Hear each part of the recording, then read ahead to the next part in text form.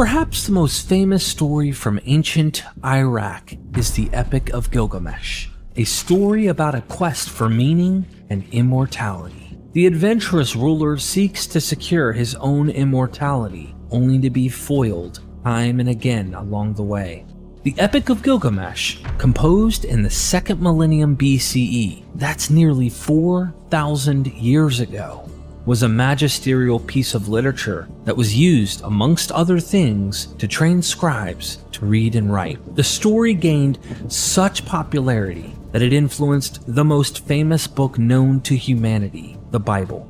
In the end, our hero learns that his secret to immortality is not to be found with some magical plant or decision of the gods, but with the memory that he leaves behind through his great accomplishments. Most people may have heard the name of Gilgamesh, but have never taken the time to actually read the epic. Don't worry, we will help you get the gist of the Epic of Gilgamesh, and hope to help you understand, in some ways, how the ideas expressed in its epic have impacted the Bible.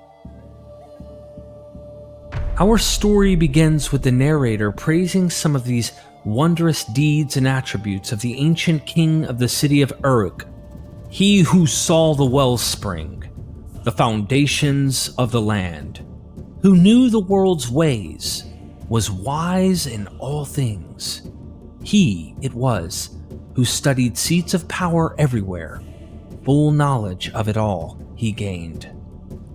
This knowledge that he gained was no ordinary type of information. Gilgamesh learned the secrets from before the time of the worldwide flood. The reader is encouraged to look upon the mighty city of Uruk that Gilgamesh had constructed. He built the walls of ramparted Uruk, the lustrous treasury of hallowed Iina. See its upper wall, which girds it like a cord. Gaze at the lower course, which no one can equal. Mount the wooden staircase. There from days of old, approach Iina, the dwelling of Ishtar, which no future king, no human being can equal. God up, pace out the walls of Uruk. Study the foundation terrace and examine the brickwork. 1 square mile of city, 1 square mile of gardens, 1 square mile of clay pits, a half square mile of Ishtar's dwelling. 3.5 square miles is the measure of Uruk. One of the traditions in ancient Mesopotamia was for a king to record mighty deeds and to place them in a box and bury the box in a foundation of a major structure or a city wall. This is known as a foundation deposit. When a future king would rebuild a structure because it was worn down and needed to be rebuilt, they would often look for a foundation deposit. In this way, kings could leave messages for the gods and for future rulers in these foundation boxes. The Epic of Gilgamesh is said to have been just such a deposit. Open the foundation box of cedar, release its lock of bronze, raise the lid upon its hidden contents, take up and read from the lapis tablet of all the miseries that he, Gilgamesh, came through. What Gilgamesh experienced was of extraordinary difficulty, and the lessons he learned from these hardships were captured in this story. Gilgamesh was no ordinary king. Part human, part divine. He was the perfect image of a hero, surpassing all kings, for his stature renowned. Heroic offspring of Uruk, a charging wild bull. Towering Gilgamesh is uncannily perfect. We learn from the beginning that this mighty warrior worked tirelessly to search for a way to obtain immortality. Opening passes in the mountains, digging wells at the highlands' verge, traversing the ocean, the vast sea to the sun's rising, exploring the furthest reaches of the earth, seeking everywhere for eternal life. He was quite the specimen. The locks of his hair grew thick as a grain field. His teeth gleamed like the rising sun. His hair was dark as deep blue strands of wool. 11 cubits, about 16 feet 6 inches, was his height. His chest, 4 cubits, about 6 feet. A triple cubit, his feet, 4.5 feet. His leg, 6 times 12, His stride was 6 times 12 cubits. His great size and power made him a great hero, but also made it possible for him to abuse his people. Gilgamesh could wrestle with 50 companions, wearing out young men every day. He kept the young men of Uruk fearful of mistreatment. In ramparted Uruk, he strode back and forth, lording it like a wild bull, his head thrust high. The onslaught of his weapons had no equal. His companions stood forth by his game stick. He was harrying the young men of Uruk beyond reason. Gilgamesh would leave no son to his father. Day and night, he would rampage fiercely. Not only did the men of Uruk suffer, but this great king, who was supposed to care for his people, even abused the women. Gilgamesh, king of this numberless people, he, the shepherd of ramparted Uruk, Gilgamesh would leave no girl to her mother. Gilgamesh would leave no young woman to her husband.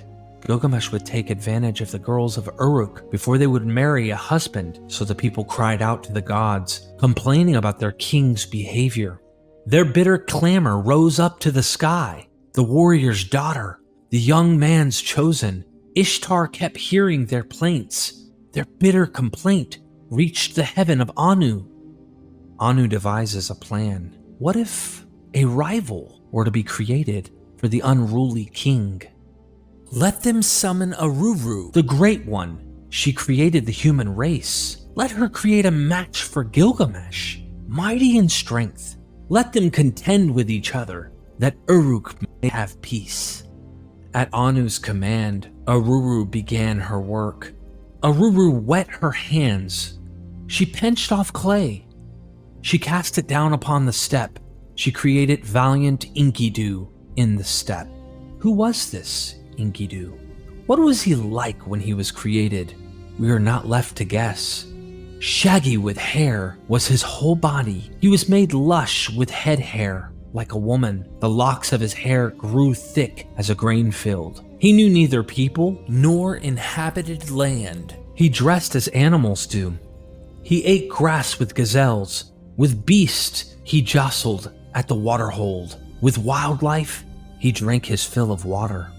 Enkidu is here described in ways that are similar to descriptions of uncivilized people groups. Those that live in the city are civilized and are loved by the gods. Here, Enkidu is portrayed as one who knows nothing of civilization and must be taught the ways of city life. Enkidu quickly began to make problems for the people in the city.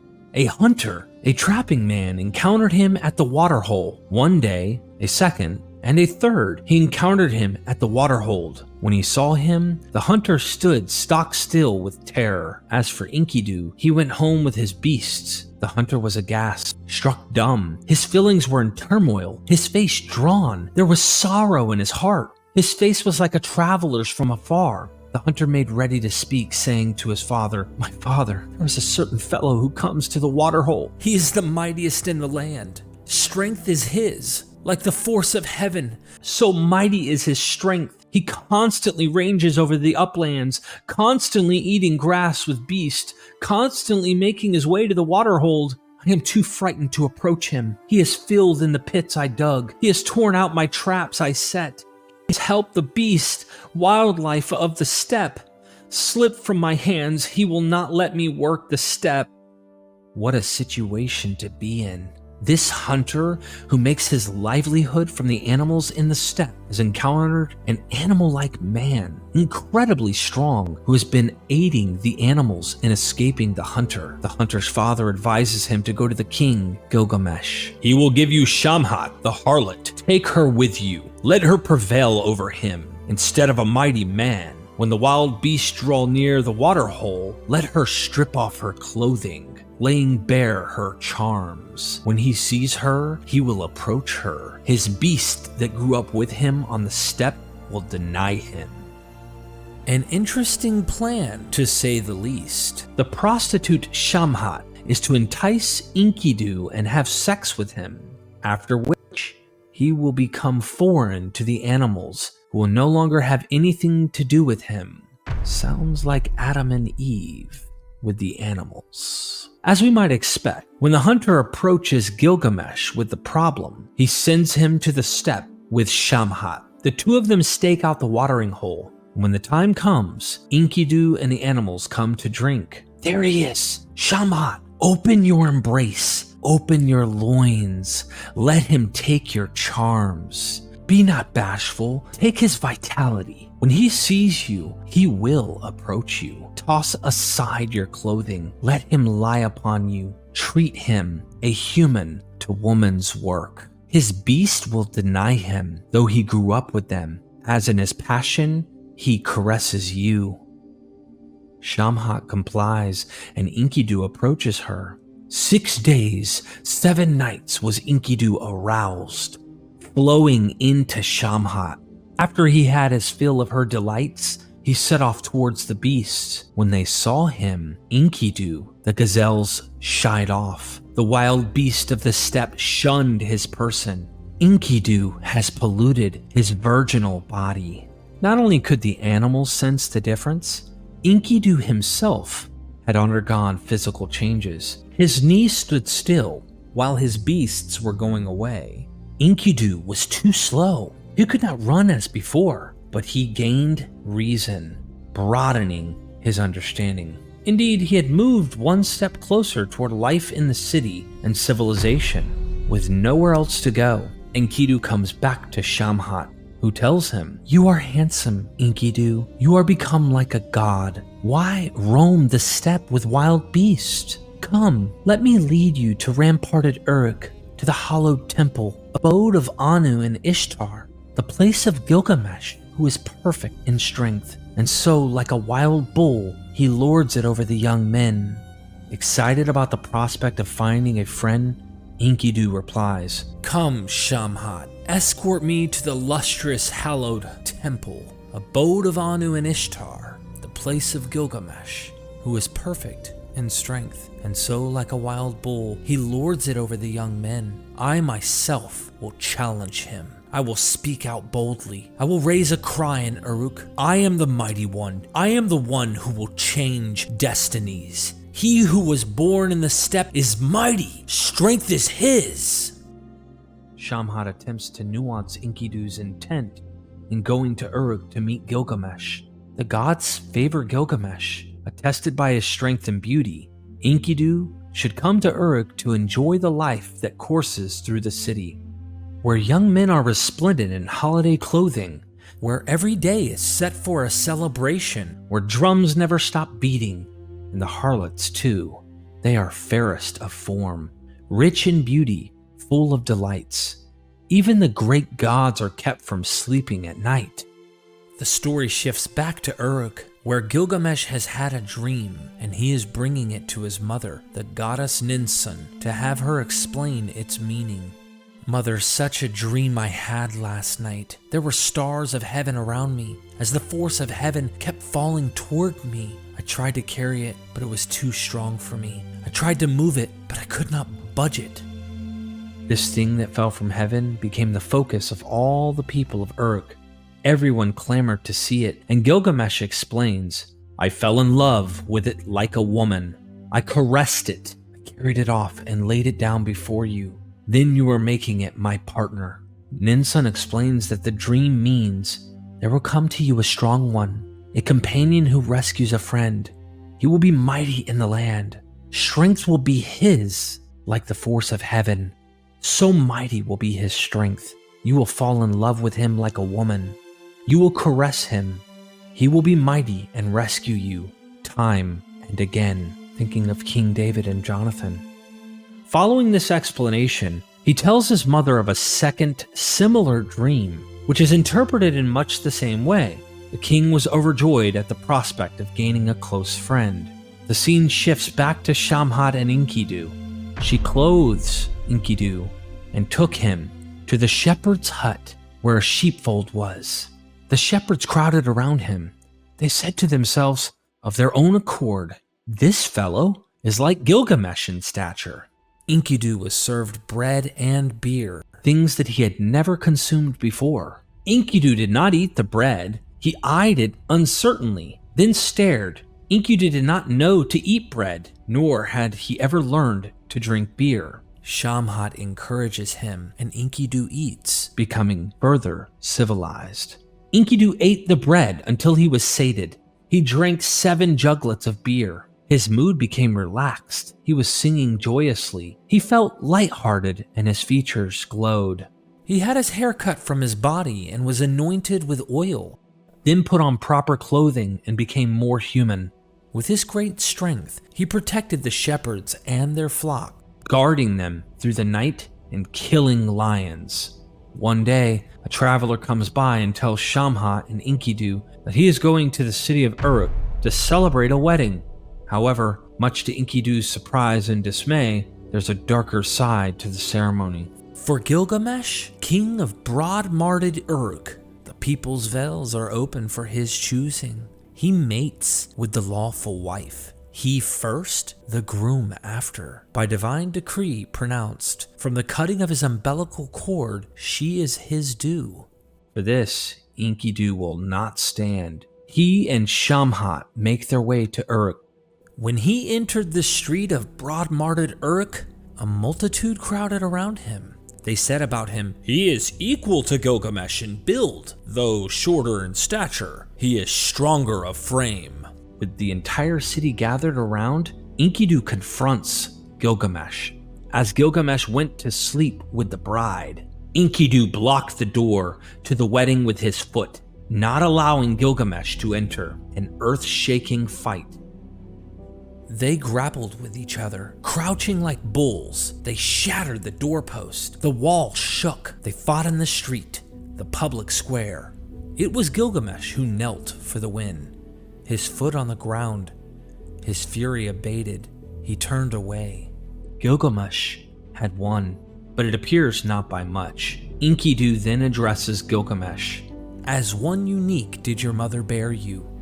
The wild cow of the ramparts, Ninsun, exalted you above the most valorous of men. Enlil has granted you kingship over the people." From that point forward, the two were inseparable. They kissed each other and made friends. Enkidu and Gilgamesh go to Ninsun, Gilgamesh's mother, and she warns him that this friendship will ultimately result in difficulty. After lamenting such news, Gilgamesh formulates a plan that will gain them fame. "There dwells in the forest a fierce monster, Humbaba. You and I shall kill him and wipe out something evil from the land. Let us surprise him in his dwelling." Given his experience in the forest, Enkidu warns Gilgamesh that Humbaba is quite the formidable opponent. Humbaba's cry is the roar of a deluge. His maw is fire. His breath is death. The dwelling of Humbaba is a hopeless quest. He explains that Enlil himself had set Humbaba to guard the cedar forest. Gilgamesh responds that this journey is of utmost importance. People's days are numbered. Whatever they attempt is a puff of air. Here you are, even you, afraid of death? What good is your bravery's might? I will go before you. You can call out to me. Go on, be not afraid. If I fall, I'll have established my name. Gilgamesh, who joined battle with fierce Humbaba, they'll say, I must establish eternal fame. Come, my friend. Let's be off to the foundry. Let them cast axes such as we'll need. They armed themselves with a variety of deadly weapons and went before the assembly of the city of Uruk. Gilgamesh addressed the elders of the city, telling them of their plans. Enkidu attempts to persuade the elders to turn Gilgamesh from this plan. He must not go to the forest of cedars. That journey is not to be undertaken. That being is not to be looked upon. The elders agree with Enkidu and attempt to persuade Gilgamesh against this course of action. Gilgamesh, however, remains determined to go. I will slay Humbaba like a lion. I will lash together logs of cedar, cypress, and evergreen trees. I will gather the boughs upon it. I will cut off Humbaba's head, and I will navigate downstream.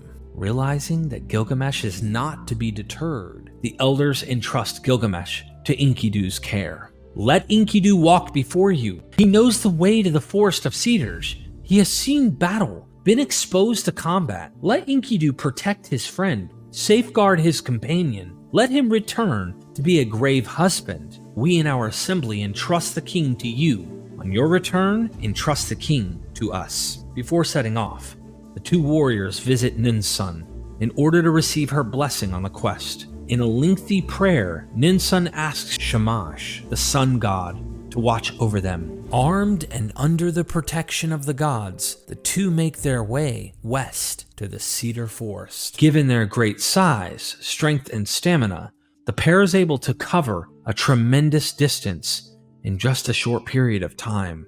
20 double leagues they took a bite to eat. At 30 double leagues they made their camp. 50 double leagues they went in a single day. A journey of a month and a half in 3 days. As they set up camp, Gilgamesh asks to be given a dream in order to be reassured that he will be successful in his venture. Enkidu builds Gilgamesh a small shelter in which to sleep and performs a ritual of spreading flour in a circle on the ground. As Gilgamesh sleeps, he dreams of a mountain falling on top of him. In the middle of the night, he awoke, got up, and said to his friend, "My friend, did you not call me? Why am I awake? Did you not touch me? Why am I disturbed? Did a god not pass by? Why does my flesh tingle?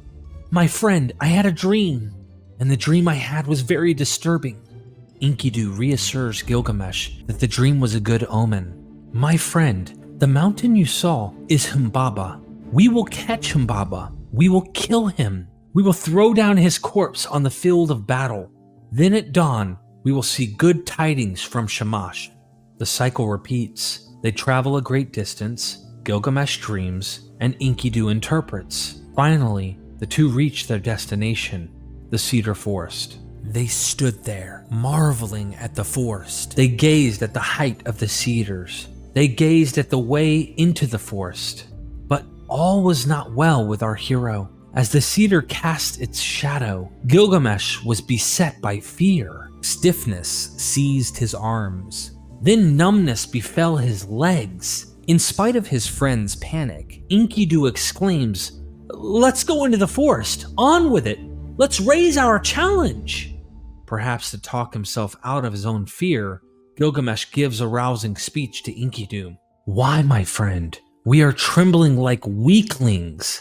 We, who crossed all the mountains. Signs will appear before us further along. We will see some light. My friend is a veteran of combat. One who has experienced battle is not afraid of death. You have spattered yourself with gore. You're not afraid of death. Get your blood up like an oracle. Work yourself into a trance. Your battle cry should boom like a drum. Get the stiffness out of your arms. Drive the numbness from your legs. Take hold of me, my friend. Your thoughts should focus on battle."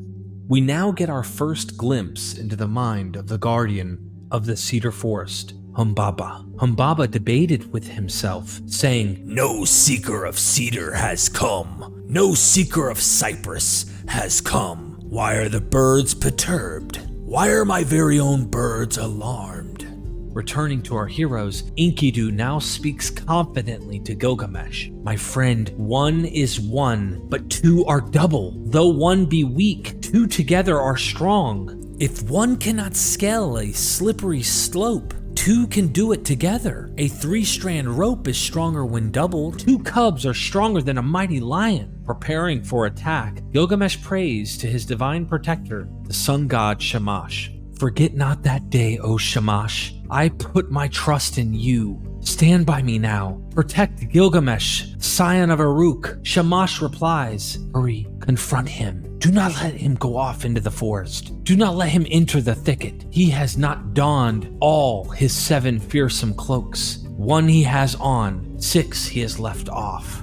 The following section is fragmentary, but when the text picks back up, we see Humbaba speaking directly to our heroes. "Why have you made your way here?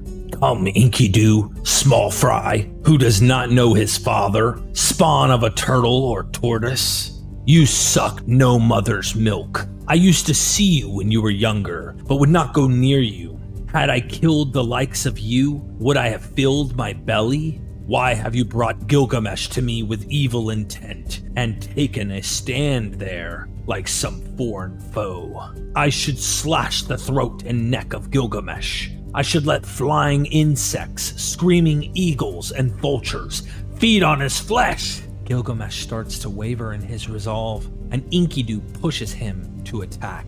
Gilgamesh advanced, heeding his friend's advice. He sprang like a lion, while Enkidu rushed forward like a bodyguard. Then they seized Humbaba in the forest. His cry filled the forest. After a fierce struggle, Gilgamesh overpowers Humbaba. The mighty guardian then pleads for his life to be spared. "O Gilgamesh, a dead man cannot serve a master. A living slave is profitable for his master. O Gilgamesh, spare my life. You will be master wherever I am." Enkidu warns Gilgamesh. "Friend, do not listen to what Humbaba says. Do not heed his entreaties." To whom Humbaba responds, "I might have lifted you up, dangled you from a twig at the entrance to my forest. I might have let flying insects, screaming eagles, and vultures feed on your flesh. Now then, Enkidu, mercy is up to you. Tell Gilgamesh to spare my life." Just as Humbaba did not kill Enkidu, Enkidu should spare Humbaba. Unfortunately, his pleas fall on deaf ears. Enkidu presses Gilgamesh. "Finish him off for the kill. Put him out of his existence. Establish your reputation for all time." Gilgamesh, who slew Humbaba. Having run out of options, the guardian of the forest appeals directly to Shamash, but it appears that no help is forthcoming.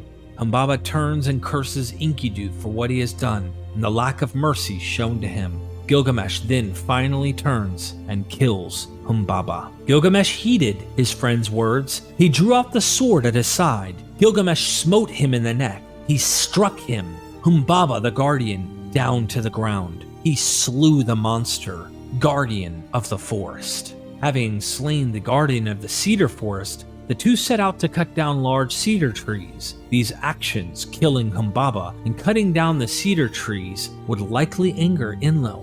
Enkidu relays this to Gilgamesh. "My friend, we have made a wasteland of the forest. How shall we answer for it to Enlil in Nippur when he says, 'You slew the guardian as a deed of valor. But what was this, your fury, that you decimated the forest?'" In hopes of placating Enlil, they plan to cut down the tallest cedar and bring it back to Nippur to build a huge door for Enlil's temple out of it. "Let no stranger approach it. May the god love it. Let the Euphrates bring it to Nippur. Nippur, the sanctuary of Enlil. May Enlil be delighted with you. May Enlil rejoice over it." They bring the cedars down the Euphrates. Upon their return, Gilgamesh cleans himself up, drawing the attention of the goddess Ishtar. The princess Ishtar coveted Gilgamesh's beauty. She said, "Come, Gilgamesh, you shall be my bridegroom. Give me of your lusciousness. You shall be my husband, I shall be your wife." She promises him great wealth and prosperity. Gilgamesh is unmoved. "What will I get if I marry you? You are a brazier that goes out when it freezes, a flimsy door that keeps out neither wind nor drought, a palace that crushes a warrior, an elephant that knocks down its housing, tar that smears its bearer, water skin that soaks its bearer, weak stone that undermines a wall, battering ram that destroys the wall for an enemy, shoe that pinches its wearer." Yikes! Why would he insult Ishtar in such a vicious manner? Gilgamesh recounts her history as a lover. "Which of your lovers lasted forever? Come, I call you to account for your lovers. For Dumuzi, your girlhood lover, you ordained year after year of weeping." Gilgamesh goes through a list of those whom Ishtar fell in love, only to bring about a terrible outcome for each. He concludes, "As for me, now that you've fallen in love with me, you will treat me like them?" Ishtar, deeply offended and enraged, hurries up to heaven to speak to Anu, her father. Ishtar went sobbing before Anu, her father before Antum, her mother. Her tears flowed down. "Father, Gilgamesh has said outrageous things about me. Gilgamesh has been spouting insults about me, insults and abuse against me." She demands that her father give her the giant creature, the bull of heaven. in order to kill Gilgamesh. If you don't give me the Bull of Heaven, I'll strike down the nether fastness, as well as where its inmates dwell. I'll turn the nether regions upside down. I'll raise the dead to devour the living. The dead shall greatly outnumber the living. Anu eventually agrees, and Ishtar returns to wreak havoc on the city of Uruk. When it reached Uruk, it dried up groves, reed beds, and marshes. It went down to the river. It lowered the river by 7 cubits. At the bull's snort, pit opened up. 100 men of Uruk fell into it, one after another. In the midst of the chaos, Enkidu took action. Enkidu sprang out and seized the bull by its horns. The bull spewed its foam in his face, swished dung at him with the tuft of its tail. Having lost round 1, Enkidu rallies Gilgamesh and makes a plan to take the bull down. Enkidu circled around behind the bull of heaven. He grabbed it by the tuft of its tail. He set his foot on its hock. Then Gilgamesh, like a strong, skillful slaughterer, thrust his dagger between nape, horn, and kill point. They had defeated the bull of heaven. At the sight, Ishtar sat on the walls of Uruk and wailed, blaming Gilgamesh for his insults and for killing the bull. When Enkidu heard what Ishtar said, he tore off the bull's haunch and flung it at her. You too. If I could vanquish you, I'd treat you like this. I'd drape the guts over your arms. Not a good thing to say to a goddess. Both Enkidu and Gilgamesh celebrated their victory, but it was to be short-lived. Their actions had gone too far, and judgment was about to come from the gods. Because they had killed the bull of heaven and cut cedar trees down in the forest, one of the two must die. It is ultimately decided that it should be Enkidu, which is revealed to Enkidu in a dream. Enkidu laments, prays to Shamash, then curses the hunter and the prostitute Shamhat for their role in bringing him out of his life in the steppe. May the hunter not get enough to make him a living. Make his profit loss. Cut down his take. May his income, his portion evaporate before you, Shamash. Any wildlife, wherever it enters his traps, may it go out as if it threw a window.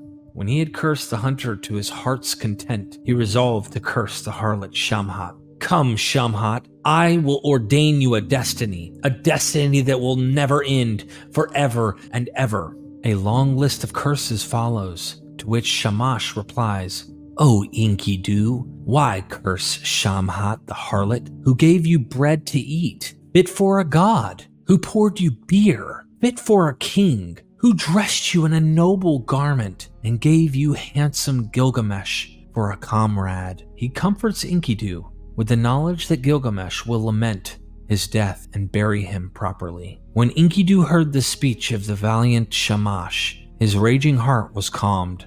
He reverses his curses upon Shamhat, pronouncing instead with blessings. Enkidu dreams that he is to be taken to the netherworld, and although Gilgamesh attempts to persuade him that it is not a bad omen, Enkidu indeed falls terminally ill. The day he had the dream, his strength ran out. Enkidu's illness grew worse. He called for Gilgamesh, roused him with his cry, My friend, my god has turned against me. Shortly thereafter, Enkidu dies. Gilgamesh falls into a terrible state of lamentation, calling for everyone to weep for him. All the while I too shall be weeping for you.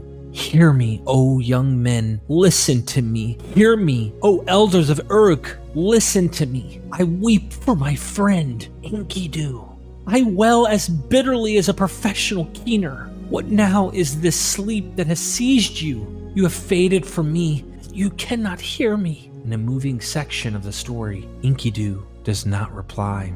But as for him, he did not raise his head. He touched his heart, but it beat no more. Then he covered his friend's face like a bride's. He hovered round him like an eagle, like a lioness robbed of her cubs. He paced to and fro, back and forth, tearing out and letting fall in a heap the locks of his hair, ripping off and hurling away his fine clothes like something foul. He performs extensive funerary rites, calling for mourning throughout the land. And after all his lamenting, Gilgamesh comes to a harsh realization. Gilgamesh was weeping bitterly for Enkidu, his friend, as he roamed the steppe. I shall die too. Shall I not then be like Enkidu? Oh, sorrow has entered my heart. In light of this epiphany, he makes a decision. I have grown afraid of death, so I roam the steppe. Having come this far, I will go on swiftly towards Utnapishtim, son of Ubar-Tutu. He will travel to the survivor of the flood and find out how he was able to acquire eternal life. Gilgamesh approaches the mountains where Shamash, the sun god, comes out at sunrise. The entrance is guarded by fearsome creatures. The twin peaks are called Mashum. When he arrived at the first peak called Mashum, which daily watches over the rising of the sun, scorpion monsters guard its portal. Their fearsome glories are stupefying. The sight of them is death. Their ghastly radiance spreads over the mountain. They watch over the sun at his rising and setting. When Gilgamesh approaches them, they converse with one another concerning him. The scorpion monster called to his wife, "The one who has come to us, his body is flesh of the gods." The scorpion monster's wife answered him, "2/3 of him is divine, 1/3 is human." The scorpion monster, the male one, called out, "Who are you? Who have come this long way? How have you come here before me? How did you cross the seas, a perilous crossing? I would learn of your journey, the goal toward which you make your way. I would learn of its purpose." Gilgamesh explains, "I seek the road to my forefather Utnapishtim, whom they call the Distant One, he who took his place among the gods and found eternal life. He will reveal to me the secret."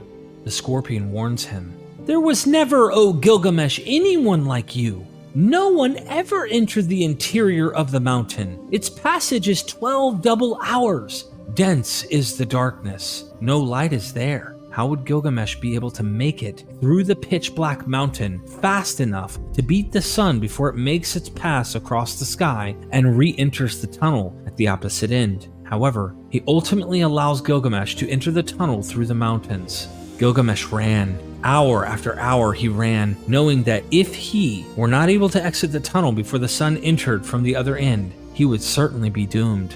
When he had gone 10 double hours, the time for the sun's entry was drawing near. When he had gone 11 double hours, just 1 double hour was left. When he had gone 12 double hours, he came out ahead of the sun.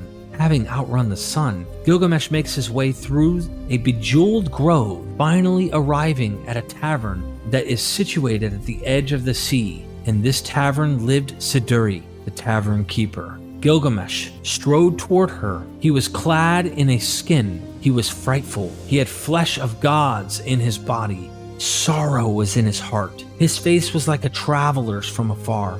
The tavern keeper eyed him from a distance. Speaking to herself, she said these words. She debated within herself.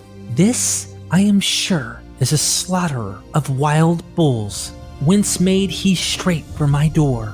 So fearful was his appearance that Siduri barred her door and retreated to the roof. Gilgamesh sees her on the roof and calls out to her, "Tavern keeper, when you saw me, why did you bar your door? Bar your door and go up to the roof terrace. I will strike down the door. I will shatter the door bolt." Gilgamesh converses with her, telling her who he is and the mighty deeds that he and Enkidu accomplished together. She replies, "Why are your cheeks emaciated, your face cast down, your spirit wretched, your features wasted, sorrow in your heart, your face like a traveler's from afar, your features weathered by cold and sun? Why are you clad in a lion's skin, roaming the steppe?" Gilgamesh laments that he has lost his friend, Enkidu, whom I so loved, who went with me through every hardship. The fate of mankind has overtaken him.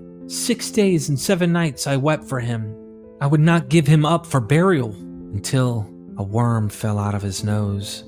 Enkidu, my friend whom I loved, is turned into clay. Shall I too not lie down like him and never give it up and never get up forever and ever? Siduri's words were to the point. "Gilgamesh, wherefore do you wander? The eternal life you are seeking you shall not find. When the gods created mankind, they established death for mankind and withheld eternal life for themselves." She does have some words of encouragement, however. "As for you, Gilgamesh, let your stomach be full. Always be happy, night and day. Make every day a delight. Night and day, play and dance. Your clothes should be clean, your head should be washed. You should bathe in water. Look proudly on the little one holding your hand. Let your mate always be blissful in your loins. This, then, is the work of mankind. He who is alive should be happy. Gilgamesh is undeterred. However, he demands to know the way to the flood survivor. Gilgamesh, there has never been a way across. No one from the dawn of time has ever crossed this sea. She explains how treacherous the crossing is. The water kills whoever touches it. The only one who crossed it, the boatman, Shinabi, has stone men who push the boat through the water, who are unaffected by the lethal water. Go, show yourself to him. If possible, cross with him. If not, turn back. Rashly, Gilgamesh finds Shinabi and his stonemen and makes a tragic mistake. He crept forward, went down toward them. Like an arrow, he dropped among them. His battle cry resounded in the forest. Shinabi took up arms to defend himself, but Gilgamesh was too powerful for him. The boatman questions the attacker. Why are your cheeks emaciated, your face cast down, your spirit wretched, your features wasted, sorrow in your heart, your face like a traveler's from afar, your features weathered by cold and sun? Why are you clad in a lion's skin, roaming the steppe? Gilgamesh laments Enkidu's death and his current fear of death.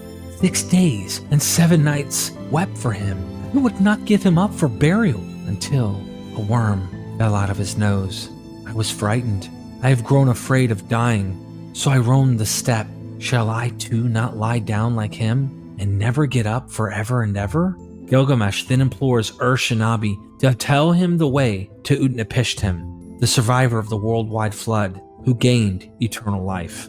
Shinabi said to him, to Gilgamesh, your own hands have foiled you, Gilgamesh. You have smashed the stone charms. You have thrown them into a channel. The stone charms are smashed, and the cedar has not been picked. Oh, the irony. The stone men who were able to traverse the waters of death unaffected had been smashed to bits by Gilgamesh's own hands, and they were destroyed before they were able to cut long cedar poles that could be used as punting poles to make it through the waters. Shinabi offers a solution. Gilgamesh, raise the axe in your hand. Go down into the forest. Cut me 5 times 60 poles, each 5 times 12 cubits long. Dress them. Set on knobs. Bring them to me and load them on the boat. The king is able to go cut long punting poles in order to move the boat through the deadly waters without touching them. After he creates the poles, they board the boat, and Gilgamesh, one pole at a time, pushes the boat forward as far as the pole will allow, until he simply drops it into the water, so as not to touch any of the water by pulling the punting pole back up. However, they eventually ran out of poles, and Gilgamesh stripped down, using his massive body, held his clothing up, creating a type of cell out of his body and clothing. Ultimately, however, Gilgamesh was able to traverse the waters of death. As Shinabi and Gilgamesh approached Utnapishtim, the flood survivors puzzled concerning who is approaching. Why have the stone charms belonging to the boat been smashed, and not one its master embarked thereon? He who comes here is no man of mine, but at his right my man is standing. I can see that he is no man of mine. I can see that he is no god. I can see that 2/3 of him is divine, 1/3 is human.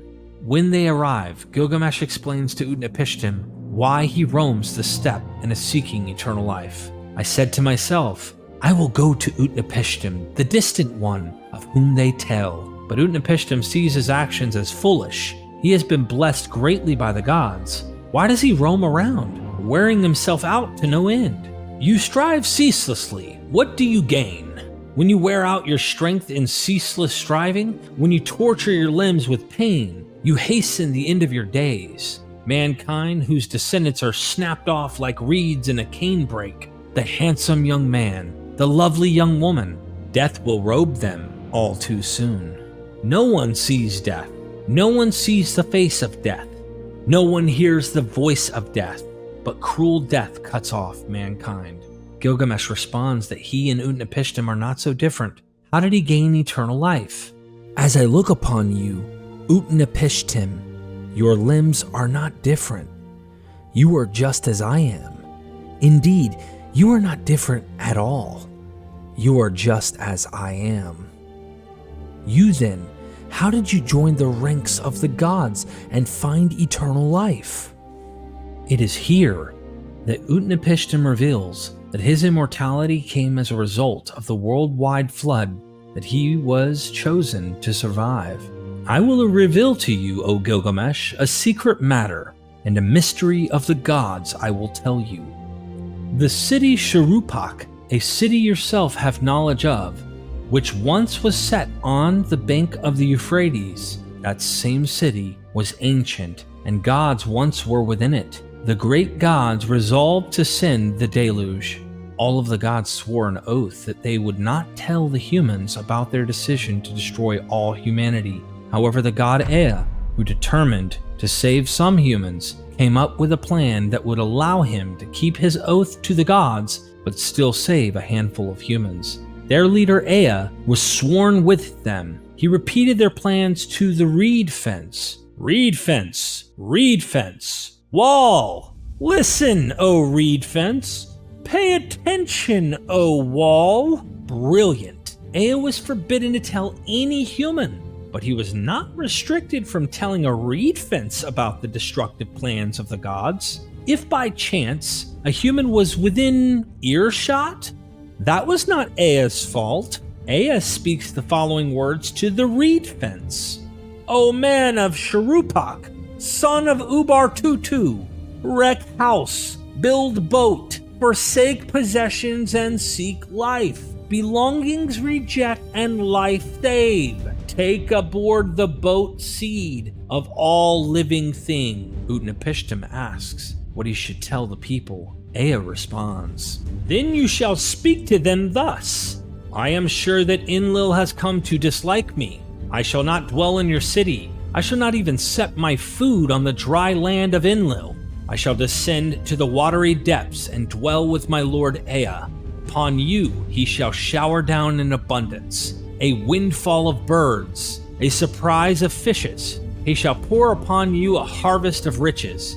In the morning, cakes and spates. In the evening, grains in rains.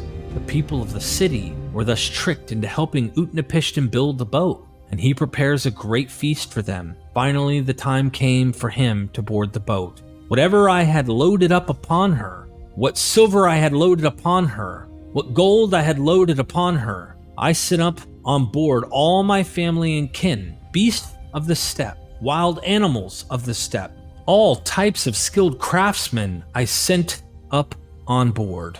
Then came the storm.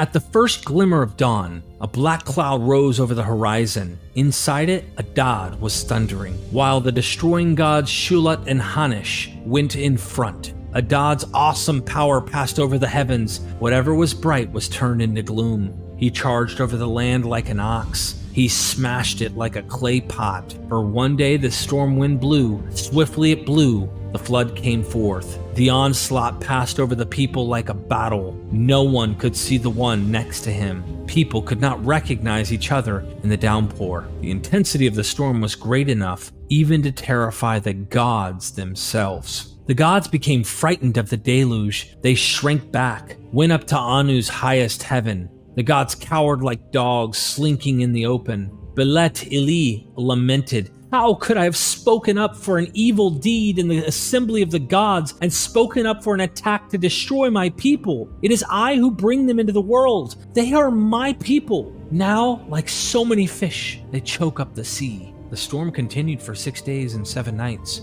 Then came to an end on the 7th day. Surveying what had happened, Utnapishtim said, I looked at the weather. Illness reigned, and the whole human race had turned into clay. He weeps for the death and destruction, then looks around and sees land coming into view. The boat had come to rest on Mount Nimush. Mount Nimush held the boat fast, not letting it move. For 6 days he waited, anchored to Mount Nimush, then investigated how much the water had receded. When the 7th day arrived, I brought out a dove and set it free. The dove soared off in search of food. No landing place appeared for it, so it came back. I brought out a swallow and set it free. The swallow soared off in search of food. No landing place appeared to it, so it came back. I brought out a raven and set it free. The raven soared off and saw the ebbing of the waters. It ate, scratched, and bobbed its head, so it did not come back. It was time to disembark. Utnapishtim came off the ark and made offerings to the gods. The gods smelt the savor. The gods smelled the sweet savor. The gods crowded around the sacrificer like flies. Bele Ili speaks to the other gods, holding out a necklace as a symbol. O gods, these shall be my lapis necklace, lest I forget. I shall be mindful of these days and not forget, not ever. The gods should come to the incense offering, but Enlil should not come to the incense offering, because he brought the flood without thinking and marked my people for destruction. Enlil arrives and is enraged. From where has a living creature escaped? No man was to survive destruction. Quickly becomes clear that Ea is responsible, and he pulls no punches with Enlil. You, O valiant one, the wisest of the gods, how could you have brought on the flood without thinking? Punish the wrongdoer for his wrongdoing. Punish the transgressor for his transgression. He charges Enlil with wrongdoing himself, but leaves it to Enlil to decide what to do with Utnapishtim. Then Enlil came up into the boat, leading me by my hands. He brought me out. He brought out my wife, had her kneel beside me. He touched our brows, stood between us to bless us. Hitherto, Utnapishtim has been a human being. Now, Utnapishtim and his wife shall become like us gods. Utnapishtim shall dwell for distant at the mouth of the rivers. From that day forward, the survivor of the flood had been set far reaches of the world, there to live forever. But this brings Utnapishtim back to Gilgamesh. This was how he gained eternal life. But what about Gilgamesh? Now then, who will convene the gods for your sake, that you may find the eternal life you seek? The answer, no one. To show that impossible position Gilgamesh was in his attempt to defeat death, he issues the king a challenge. Can he even defeat sleep? Come now, try not to sleep for 6 days and 7 nights. If he wouldn't be able to even defeat sleep, how much less death itself? As Gilgamesh sat there on his haunches, sleep was swirling over him like a mist. Utnapishtim said to her, to his wife, "Behold, this fellow who wanted eternal life, sleep swirls over him like a mist." His wife implores Utnapishtim to wake him and send him on his way. But Utnapishtim fears that Gilgamesh will not believe that he has actually fallen asleep. Since the human race is duplicitous, he'll endeavor to dupe you. Come now, bake his daily loaves, put them one after another by his head, then mark the wall for each day he has slept. The plan was to bake a loaf of bread each day that Gilgamesh slept as a sort of visual timekeeping device. When he awoke and saw all the moldy and stale loaves of bread, he would be able to see that he had slept for quite some time. When Gilgamesh awakes, as Utnapishtim predicted, he tried to say he hadn't slept for more than a moment. "Scarcely had sleep stolen over me, when straight away you touched me and roused me." Pointing to the 7 loaves of bread, however, Utnapishtim was able to demonstrate how long he had been asleep. Gilgamesh laments, "How should I carry on? Utnapishtim, wherever should I go? Now that the bereaver has taken hold of my flesh, death lurks in my bedchamber, and wherever I turn, there is death." Gilgamesh then cleans himself up, and the king prepares to return to Uruk. Utnapishtim's wife, however, asked her husband to tell the king about the secret plant of life. "I will reveal to you, O Gilgamesh, a secret matter and a mystery of the gods I will tell you. There is a certain plant. It's shaped like a thorn bush. Its thorns are like the wild rose and will prick your hand. If you can secure this plant, when you eat it, you will return to how you were in your youth." Thrilled at such news, Gilgamesh ties stones to his feet and plunges into the waters in search of the plant. Success! He finds the plant. Urshanabi, this plant is a cure for heartache, whereby a man can regain his vitality. I will take it to ramparted Uruk. I will have an old man eat some, and so test the plant. He then embarks on the long journey home eager to test out the plant on an aging old man from his city. On their way back, Gilgamesh stops by a pool of water to take a bath. He went down into it to bathe in the water. A snake caught the scent of the plant. Stealthily, it came up and carried the plant away. On its way back, it shed its skin. No! Gilgamesh had immortality in his hand, and it was taken away by a snake? Thereupon, Gilgamesh sat down weeping, his tears streaming down his face. He said to Urshanabi, the boatman, "For whom, Urshanabi, have my arms been toiling? For whom has my heart's blood been poured out? For myself, I have obtained no benefit. I have done a good deed for a reptile." At the very end of the epic, Gilgamesh makes it back to Uruk. Quite intentionally, the writer ends the story in the same way that he began it. Gilgamesh said to him, to Urshanabi the boatman, "Go up, Urshanabi, pace out the walls of Uruk, study the foundation terrace, and examine the brickwork. Is not its masonry of kiln-fired brick? And did not 7 masters lay its foundations? 1 square mile of city, 1 square mile of gardens, 1 square mile of clay pits, a half square mile of Ishtar's dwelling, 3.5 square miles is the measure of Uruk." Although this may seem like an odd place to end the story, by closing the epic so similarly to how it began, it employed a literary device that brings the reader back to the beginning of the story to begin it again. The epic, in some ways, continues on indefinitely, and this was the message of the story itself. Gilgamesh did indeed discover how to gain a type of immortality by having his story told again and again. He finally realized that although he could not live forever in his mortal body, his deeds, his achievements, and the memory of his works would bring about a type of eternal life for the king of Uruk. Gilgamesh and the Bible. Now that you know the gist of the Epic of Gilgamesh, we should discuss a bit of history and some interesting elements which overlap with the Bible. Shortly after beginning his excavation at Nimrud, Austin Henry Layard uncovered the first of 8 Assyrian palaces dating from the 9th to 7th centuries BCE at Nimrud and Nineveh.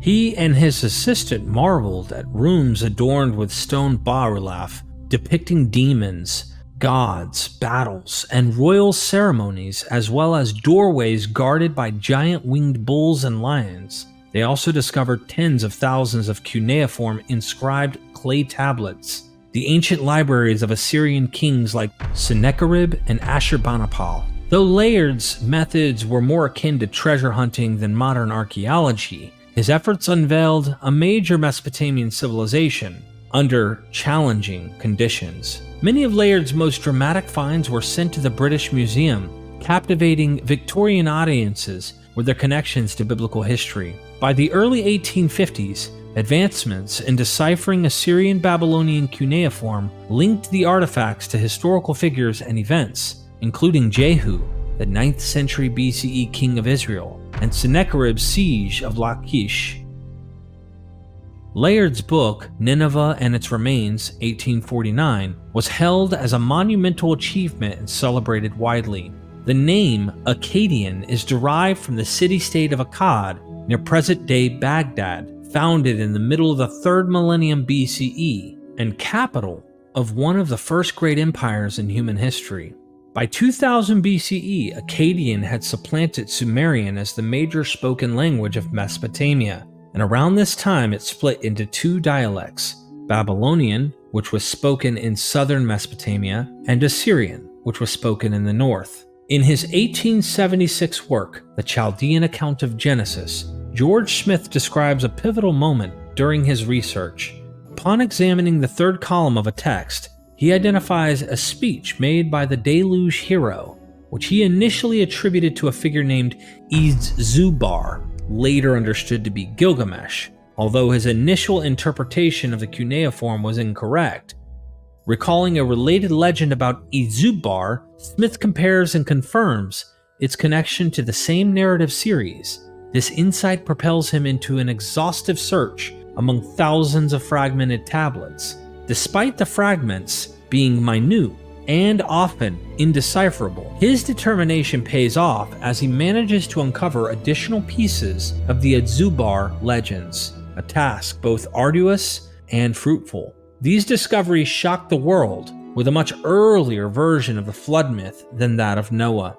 Much more can be said of its discovery and subsequent discoveries, but let's go over some parallels to the Bible. The contexts are different, but the overlap is enough to seriously consider. We find stories with immortality hanging over the mortal's head, like a mistletoe, a garden where the gods dwell near or on mountains, and even create wild man from a pinch of clay, who dwells with animals until a woman comes along and tames his wild nature, making him civil. Stories where tests of morality take central place, from taking advantage of women and two men fall in love with one another, becoming best friends.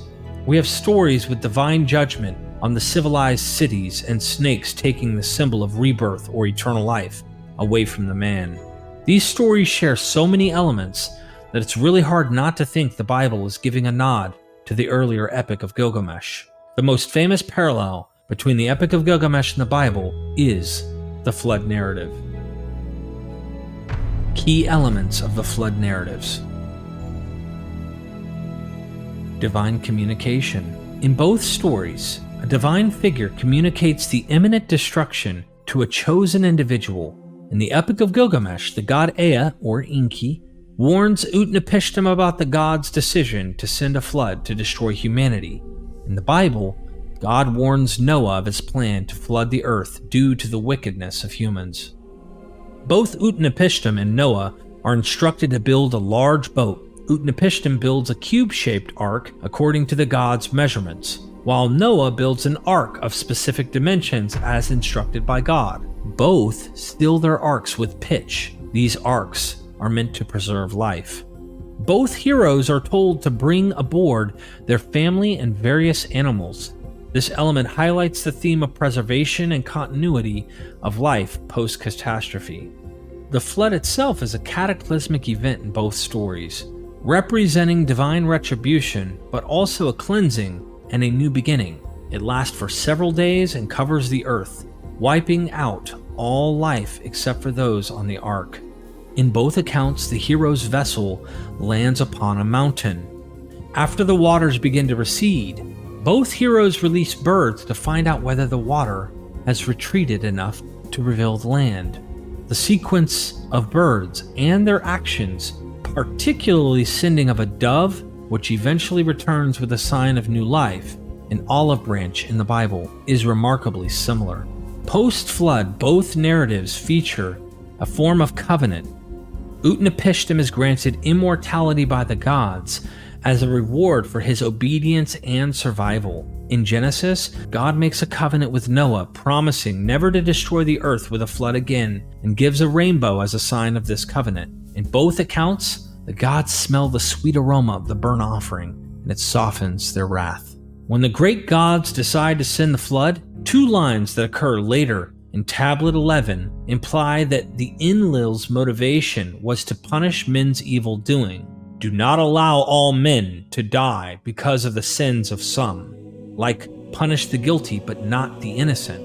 In this, it resembles the Noah story both in the J version and in the P version. Now when the Lord saw how great the evil of humans was, and how every impulse in their hearts was nothing but evil all the time, he was sorry that he had made humans on the earth, and he was pained in his heart. And he said, I will destroy all humankind from the earth. I am sorry I ever made them. Genesis 6:5-7. And the earth was exceedingly corrupt and filled with violence. And when God saw how corrupt the earth was, and how corrupt humankind had become on the earth, God said to Noah, I am going to put an end to humankind, for the earth is filled with violence because of them. I am going to blot them out from the earth. Genesis 6:11-13. The Atrahasis, however, in its sublimely ridiculous way, provides the following motivation. The earth was too full, the people too numerous. The land was bellowing like a wild bull. Enlil said to the other great gods, the noise of humans has become too loud. Their constant uproar is keeping me awake. slippery snakes. Gilgamesh and the Plant of Rejuvenation. In the Epic of Gilgamesh, after a long and perilous quest, Gilgamesh obtains a plant that has the power to restore youth. The plant represents a tangible form of immortality, a chance for Gilgamesh to bring back something of eternal value to his people. However, while Gilgamesh bathes, a snake steals the plant, consumes it, and immediately sheds its skin, symbolizing its own renewal and rebirth. This incident highlights the elusive nature of immortality for humans and the natural cycle of renewal that some creatures, like the snake, possess. The snake's role here is almost trickster-like, though it acts more as a force of nature that inadvertently teaches Gilgamesh a lesson about the human condition and the inevitability of aging and death.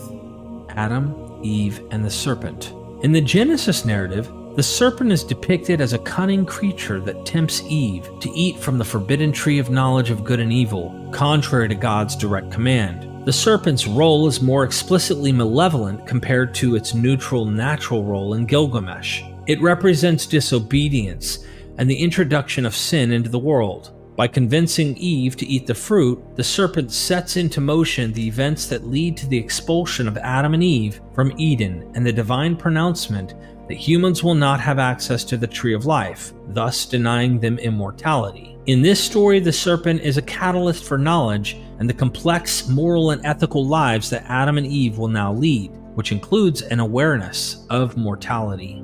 I'm reminded of the Adapa myth, where he goes to meet Anu and engages with the serpent dragon deity Ningish-Zida. Check out some of the images of this deity, Ningish-Zida. Divine Gardens.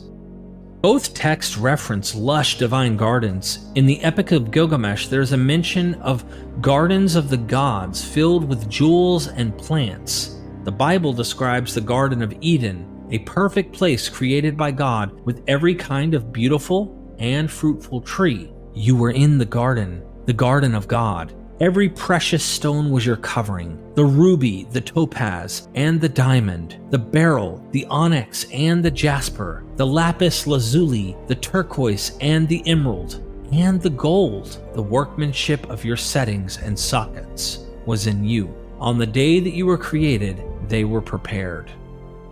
Divine Retribution and Catastrophes. Both texts contain themes of divine retribution leading to catastrophic events. For instance, the flood narrative in both traditions is a divine response to human wickedness or loudness. Additionally, in the Epic of Gilgamesh, the city of Uruk faces the wrath of the gods through various events similar to the destruction of cities like Sodom and Gomorrah in the Bible due to their inhabitants' immorality.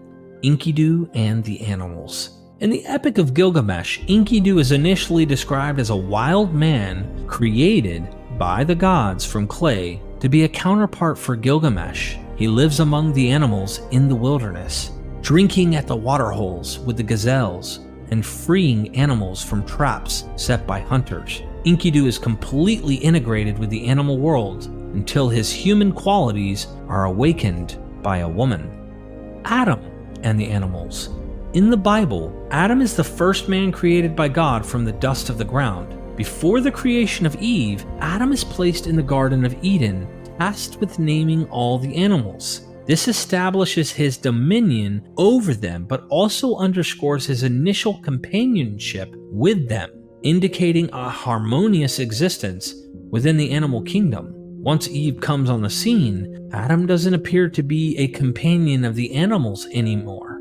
For both characters, the introduction of a woman marked a pivotal turning point. Enkidu's transition from his wild state begins when he encounters Shamhat, a temple prostitute sent by the gods. After spending time with Shamhat, Enkidu becomes aware of his own humanity. This interaction leads him to leave the wilderness for human civilization, fundamentally changing his life and destiny. Similarly, Adam's solitary existence changes when God creates Eve from one of his ribs. Eve is introduced as a companion for Adam, marking the beginning of his human society, so to speak. Her creation is pivotal for the narrative of human development and moral challenges, much like Shamhat's role in awakening Enkidu's humanity and leading him to a new phase of life. Now, Enkidu, you know what it is to be with a woman, to unite with her. You are beautiful. You are like a god. Literally, you are handsome. Enkidu, you are like a god. The context seems to indicate understanding rather than beauty. One can't help comparing the words of the serpent in the Garden of Eden. As soon as you eat from it, your eyes will be opened, and you will be like gods, knowing good and evil. Genesis 3, verse 5. Gilgamesh loves Enkidu, and David loves Jonathan. The relationship dynamics between Gilgamesh and Enkidu in the Epic of Gilgamesh and David and Jonathan in the Hebrew Bible have often been explored by scholars for their deep emotional bonds, which some interpret as having homoerotic undertones. Both pairs share intense and intimate relationships that are central to their respective stories, reflecting profound connections beyond simple friendship. In the Epic of Gilgamesh, the relationship between Gilgamesh and Enkidu is one of the narrative's central elements. Enkidu is initially created by the gods as a rival to Gilgamesh, but upon meeting, they become close companions. Their friendship is depicted as deeply intimate and transformative, particularly for Gilgamesh, who mourns Enkidu's death with profound grief that leads him on a quest for immortality. Their bond is described in terms that suggest a deep emotional and possibly physical intimacy. They embrace and kiss after their initial conflict. Gilgamesh grieves for Enkidu like a spouse, using language that is typically reserved for the loss of a loved one in a conjugal sense. Gilgamesh's lament for Enkidu is filled with an intensity that echoes romantic or familial love. In the Hebrew Bible, the relationship between David and Jonathan is similarly characterized by deep emotional ties. Jonathan, the son of King Saul, forms an immediate bond with David, and their friendship becomes a defining part of both of their lives. The biblical text contains several passages that highlight the depth of their connection. Jonathan and David make a covenant because Jonathan loves him as his own soul, 1 Samuel 18, 1-3. Jonathan strips himself of his robe and armor to give to David, symbolizing his loyalty and perhaps a deeper emotional bond. Upon learning of Jonathan's death, David laments with a profound grief, describing Jonathan's love as wonderful, surpassing the love of women. 2 Samuel 1:26. Jonathan and David kissed each other in a context where Jonathan's father Saul was trying to kill David. Death is a prevalent theme in this, as well as the Enkidu relationship with Gilgamesh, 1 Samuel 20, verse 41. There are many subtle examples of comparisons with the Bible, but we will just give one example. Ecclesiastes 9, 7-10. Go, eat your food with gladness, and drink your wine with a joyful heart, for God has already approved what you do. Always be clothed in white, and always anoint your head with oil. Enjoy life with your wife, whom you love, all the days of this meaningless life that God has given you under the sun, all your meaningless days. For this is your lot in life, and in your toilsome labor under the sun. Whatever your hand finds to do, do it with all your might. For in the realm of the dead, where you are going, there is neither working, nor planning, nor knowledge, nor wisdom. Epic, Tablet 10, lines 82-92. As for you, Gilgamesh, let your stomach be full. Always be happy, night and day. Make every day a delight. Night and day, play and dance. Your clothes should be clean. Your head should be washed. You should bathe in water. Look proudly on the little one holding your hand. Let your mate always be blissful in your loins. This, then, is the work of mankind. He who is alive should be happy. I personally don't find it fair that we need to use the Bible in order to make the Epic of Gilgamesh popular or interesting to so many online. After reading it for myself, I can see exactly why the story would have influenced the biblical stories. It's a no-brainer. My hope is that you go read it for yourself and try to understand the depth it has to offer us today. I hope more people will begin to cherish stories like this as much as others have cherished the Bible. There are so many rich narratives that have so much to offer us, and this epic is at the top of the list.